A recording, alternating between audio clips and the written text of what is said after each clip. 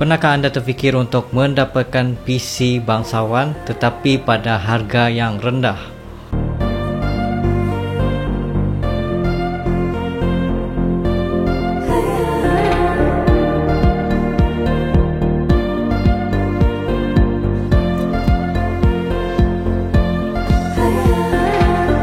Kembali di dalam East-Punyo. Sekarang ni kita berasaskan topik tag di mana anda boleh mendapatkan PC bangsawan dengan harga RM2,500 ke bawah, tapi sebenarnya dalam range RM2,000 hingga RM4,000 lah untuk selamat. Okey, untuk pengetahuan anda semua, ini merupakan first time pengalaman aku buat PC sendiri dengan membeli komponen-komponen PC one by one sehingga jadi satu PC yang baru. Kebanyakan part-part yang boleh aku jual, aku gantikan dengan yang baru. So benda yang korang ada tu preserve dengan dia punya kotak sekali supaya senang korang jual kemudian. Ada di belakang ni merupakan komputer yang berharga RM2,500, tidak termasuk graphic card.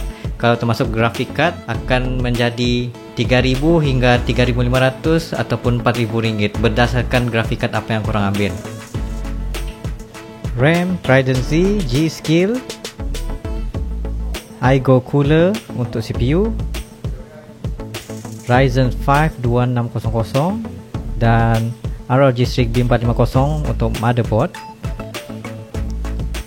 serta menggunakan casing Armageddon Airstream R200 yang include 3 RGB. So ini merupakan RTX 2060 GeForce daripada Inno3D, 6GB VRAM.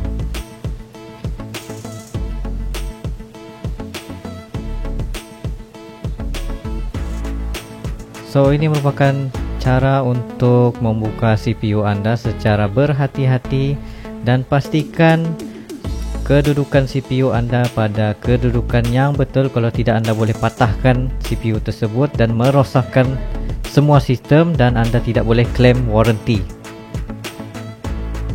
Seterusnya, pasangkan kipas ataupun pasangkan CPU cooler liquid.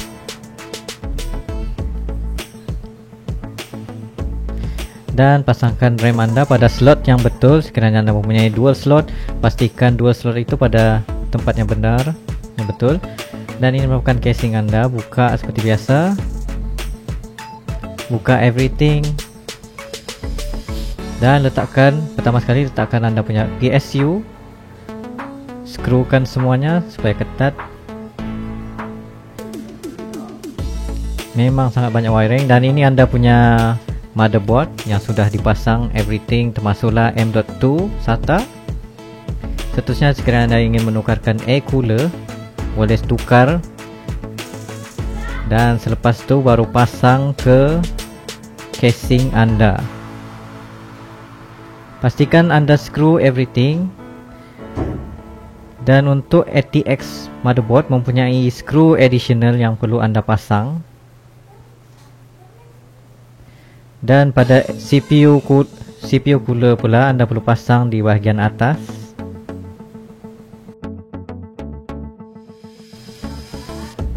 Pastikan hose pipe-nya tidak mengganggu RAM, nanti tidak nampaklah lampu-lampu dia. Dan ini pula kabel management pada bahagian belakang casing. Hendaklah sentiasa dijaga dengan baik. Dan pastikan korang masukkan slot yang betul.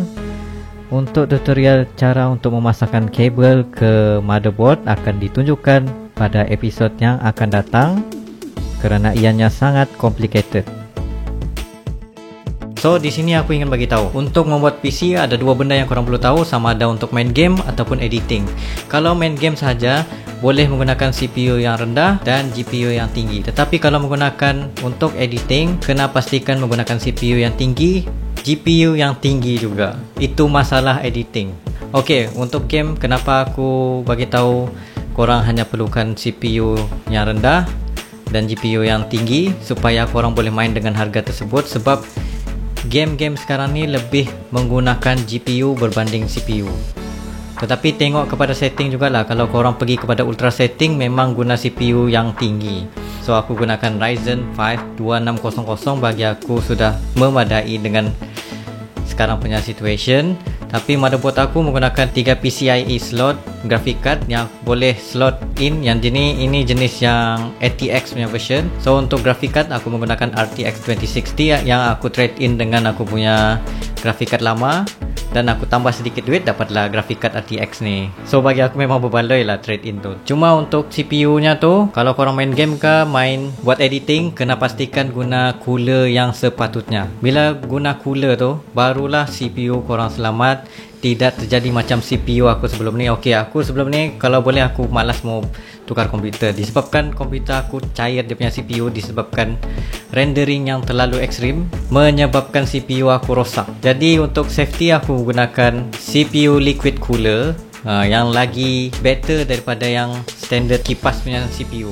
So sekiranya kalau korang ingin membuat budget PC sendiri, korang bolehlah beli komponen by komponen. Sebagai contohlah kan, macam situasi aku sendiri, aku memang tidak boleh membeli komputer tersebut dalam harga pop, dalam harga 3,000 gitu terus beli, 2,000 terus beli. Kalau korang ada budget sedemikian, teruskan beli. Tapi kalau korang ingin beli setiap bulan beli motherboard, setiap bulan beli RAM, setiap bulan beli ni, okey, teruskan cara gitu. Dengan cara korang survey satu PC yang korang ingin beli. Contohlah PC tu berharga RM3,000.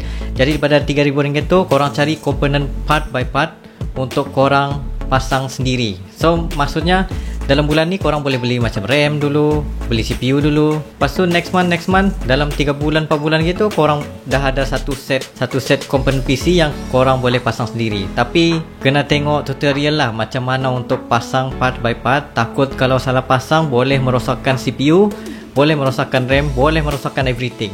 Bahaya jugalah. So itu saja pada Ispunyo. Thank you very much for watching. Stay tuned. Jangan lupa subscribe.